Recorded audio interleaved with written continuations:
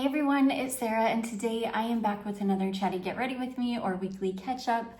As always, I'm gonna jump right in. So I think today I'm gonna use this L'Oreal Age Perfect Radiant Serum Foundation. I've got mine in the shade Golden Ivory.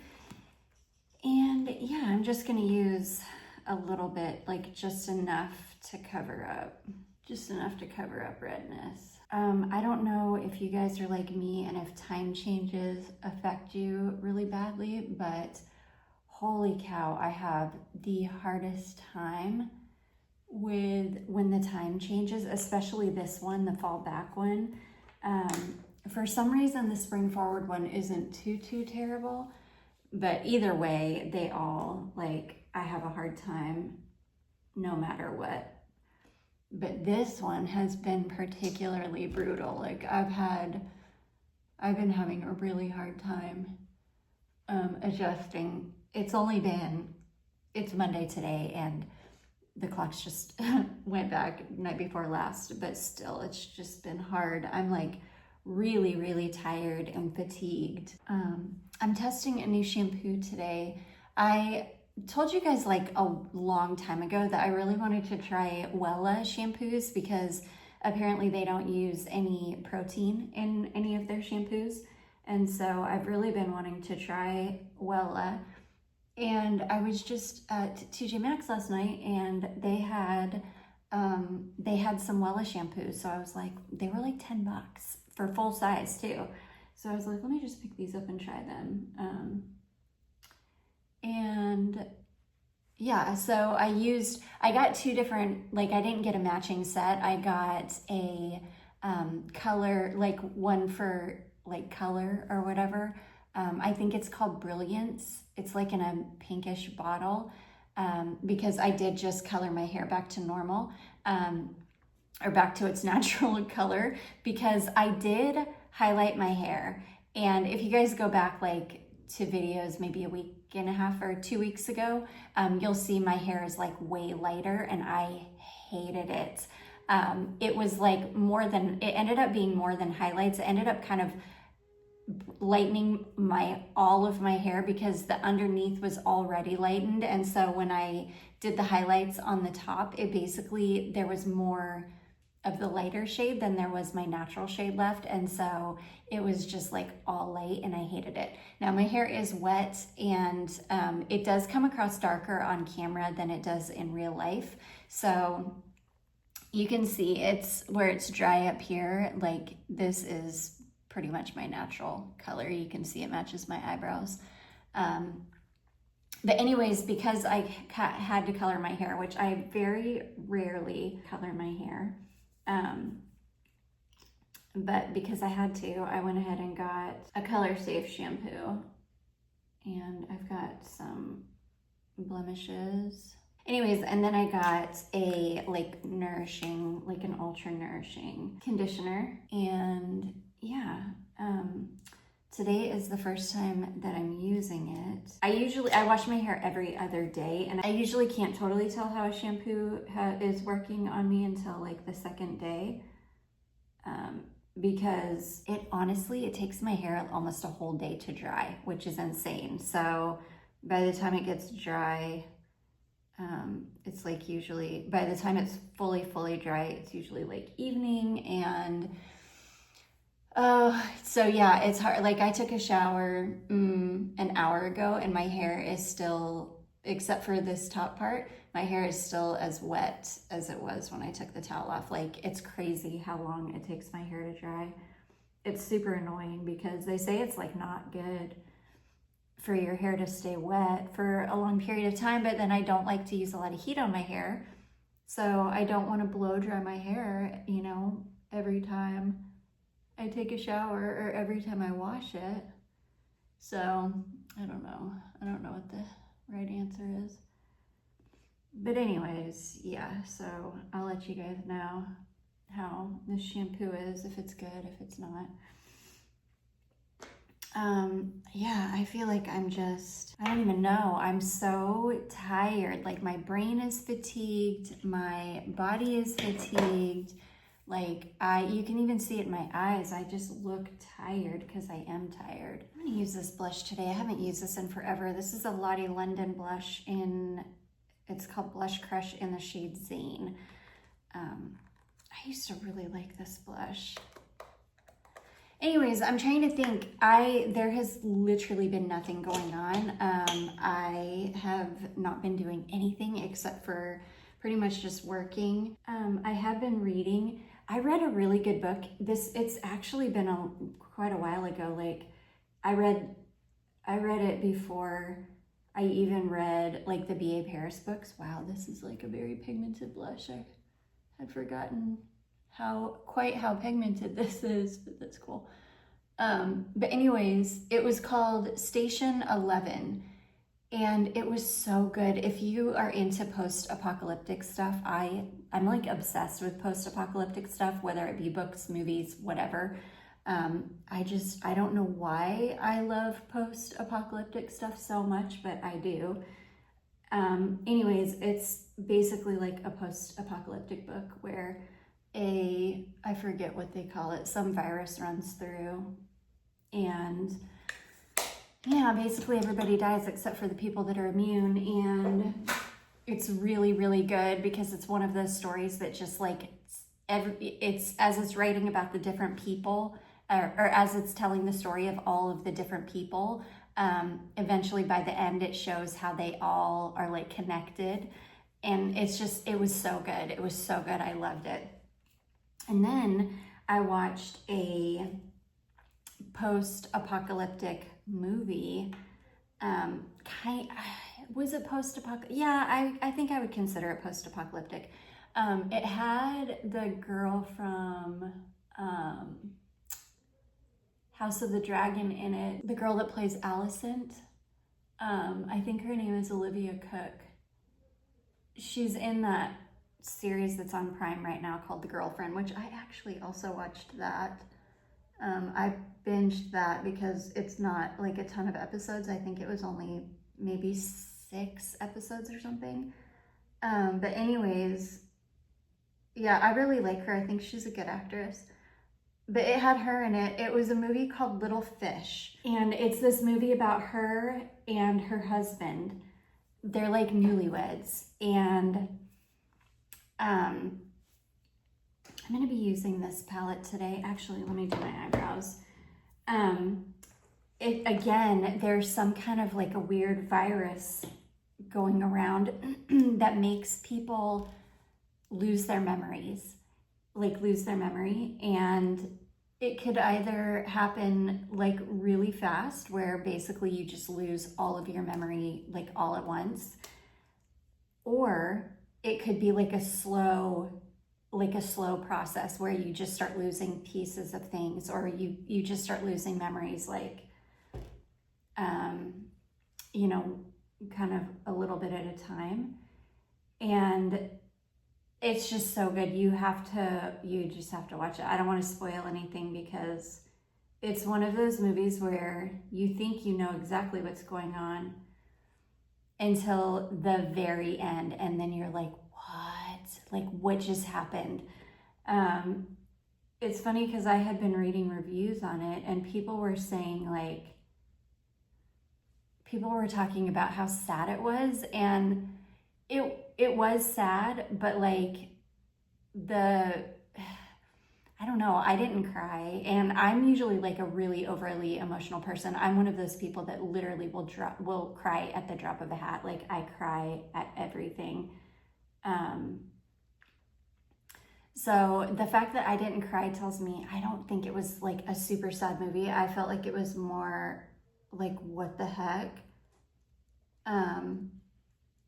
And I think I was just trying to figure out like what was going on.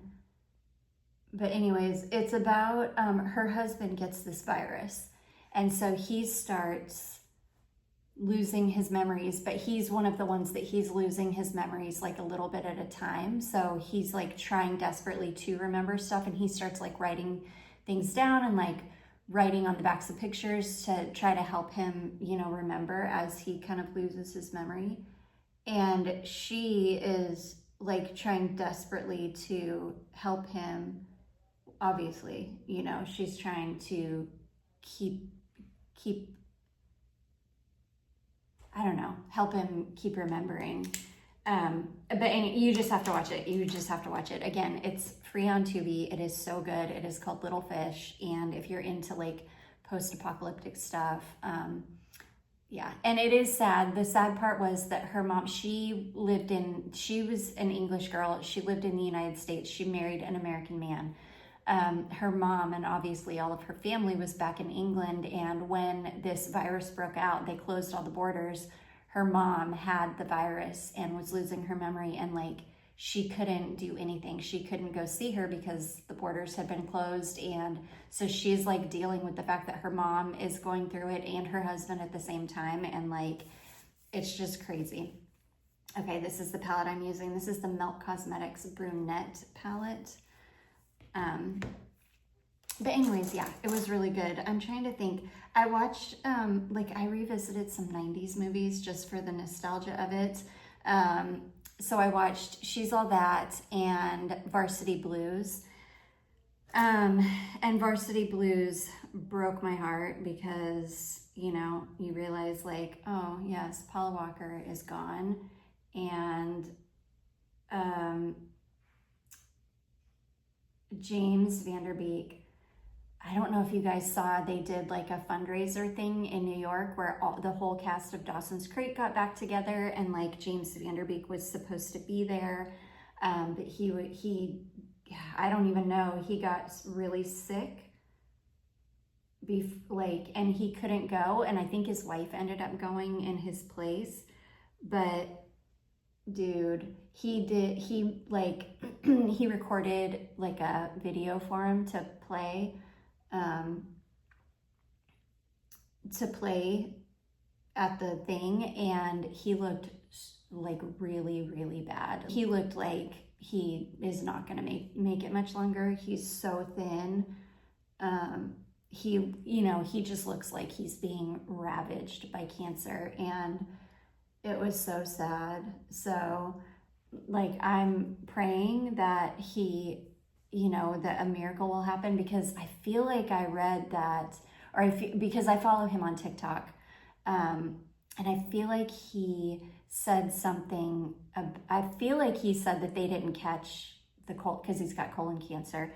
I feel like they said they didn't catch it until it was stage 4. Because they say with colon cancer that you feel fine, like you could have it for a long time and not have any symptoms. So I don't think that they caught it until really, really late. I feel like they caught it when he was already stage 4. So anyways, yeah, I rewatched Varsity Blues, and it's funny because when I rewatched that movie, I was like, dang, dude, this movie is really like, I don't even know, very rated R. I remembered like the whipped cream bikini situation and some of the other stuff, but I didn't realize like just how rated R that movie was, which is hilarious, because back then I didn't think it was that big of a deal, but now, I guess because I'm way older, because I saw Varsity Blues at the movie theater whenever it came out in 99, I think. And yeah, I remember like back then I didn't think it was that, but now all these years later, I'm like, holy cow, that movie was actually very like rated R. Anyways, yeah, and then I watched She's All That, which also has Paul Walker in it, and that movie kind of like is not very good. I love, that's another one that I saw in the theater because it came out either right before Varsity Blues or right after, and I remember us going to see that in the theater too. Yeah, that one didn't age super well. Like I don't love that one. And then I watched one of my favorite movies of all time, which I don't talk about much because I think it makes me kind of sound and look like a weirdo. But it's a movie called Secretary, which is also on Tubi for free. And that movie, that was like Maggie Gyllenhaal's like breakout role. That's kind of what catapulted her onto the scene. That movie is so good though. It's so weird. Like the subject matter is super, super weird. It's about like dominant and submissive like relationships. But the acting is so, so superb. And just the story, like the way, the details, the way that the relationship was portrayed and the way that their personalities worked together. I mean, it's just an incredible movie. Like it is so freaking good. I've watched it probably 50 times. It's literally one of my favorite movies in the entire world. I think it came out like in 2005, maybe. So it's definitely like an old movie at this point, but it's so good. It's so, so good. And it's funny because I recommend it to people and it's like one of those movies, it's like a hit or miss for people. I think people either really like it or really do not like it. Probably just because of the subject matter. It's, you know, it's weird. It's like what's the word? I don't know. It's like fringe, you know, it's like a fringe topic, but I don't know. I just really, really like it. The acting is so good. And I freaking love James Spader. Did I say James Spader is in it? And he still looks really, really good. Like it's before he got like super out of shape and, you know, like a lot older. I watched that and I love it. I still love that movie. All these years later, I just think it's a genius movie. Ooh, I also watched, so some of these I watched last week and then I forgot to talk about them in last week's in last week's Chatty video. But I watched a movie with Natalie Portman called Annihilation. I don't think I told you guys that last week. I don't know. I can't remember. If I did and I'm repeating myself, I'm sorry. But I watched Annihilation and I had never watched that movie. And I watched it because I watched that crazy movie Men, which was by the same director. I can't remember his name. Adam West, maybe something. What I can't remember. But anyways, I didn't even really like that movie Men. Well, I liked it up until the end. But anyways, I didn't realize that Annihilation was done by the same person. He's also the same guy that did that movie Civil War, which I haven't watched that one. And did he do Melancholia? Which I watched that movie a long time ago, Melancholia. But anyways, Annihilation with Natalie Portman. It was so good. I haven't seen Jennifer Jason Leigh in anything for such a long time. So it was nice to see her in a movie because I hadn't seen her in a movie in ages. She's probably getting quite a bit older at this point. But it was super good. It was really good. I didn't watch it. I think my husband watched it when it came out like years ago. And I didn't watch it because I just wasn't that interested in it. There were some aspects of it that I did not enjoy. I enjoyed the story for the most part. I loved how it ended. It was just a really, really good movie. I hated what they did to her character about midway through the movie though. I was like, there was just an aspect that they added that was just, you could tell it was just like a throw-in. It had literally nothing to do with the story.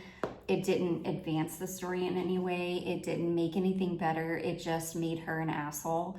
And I hated that. I was like, why do we have to do that? Like, why do we have to just randomly put stuff in movies to like try to make the character more complex? And it didn't make her more complex at all. It just made her look like an asshole. But yeah, so that's been my watching, like what I've been watching the last couple weeks.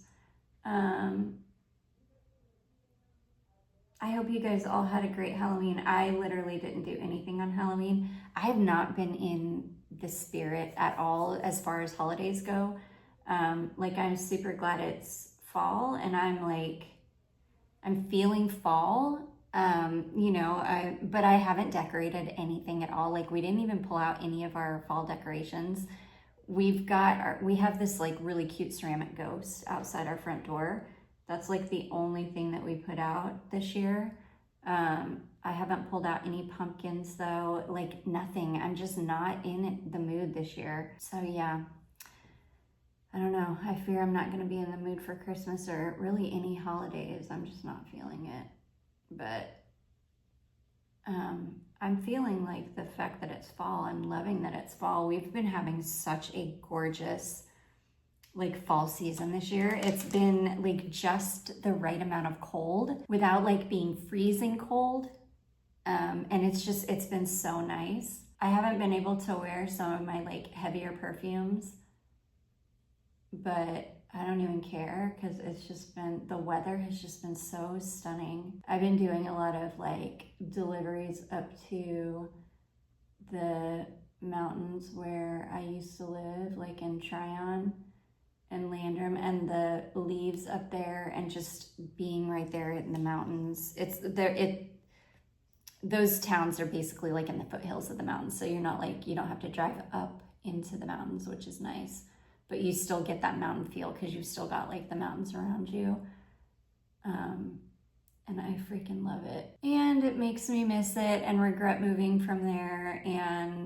But my husband got a job way far down here, so he did make the commute from Landrum to Gaffney, which is where he works, for like 8 months. And it was basically like almost an hour each way, which is that's just too far. Like that's just too much of a commute. So yeah, as much as we want to move back up there, like both of us, that commute is just too much. And gosh, especially with the price of gas, and he drives a 4Runner too, so it's just too much. So as much as I miss it, and I wish to heck that I could move back up there, because I freaking hate living in Spartanburg. I hate it here so much. It's like, I don't know, there's only the crime rate here is just crazy. And thankfully, like I've never, in all the years that I have lived, worked, gone to school here, I have never had an issue. Like I've never had a problem, but just knowing that the crime rate is what it is, it's like super scary. And the sheriff's department here is super, super corrupt. The old sheriff just had to resign because that dude, his name is Sheriff Chuck Wright. I have been knowing how corrupt that dude was for years and years because I've heard stories from people. But these people here just kept electing him, and I do not understand why, because the dude is so, like, he was really, really bad. But he's in big, big trouble. He is hopefully going to federal prison because that's what he deserves for what he did. Okay, I think I'm gonna use this lip shade here. This is the ColourPop's Lippy Stick in the shade called Brat Pack. This is kind of like an orangey brown. Gosh, I forget how much I love this shade. This looks exactly like the color of lipstick that I used to wear in high school. It was a Revlon lipstick. It was one of the ones that came in the green tube. I cannot for the life of me remember what the shade name was. I've tried to look it up, but like I can't find the shade name anywhere.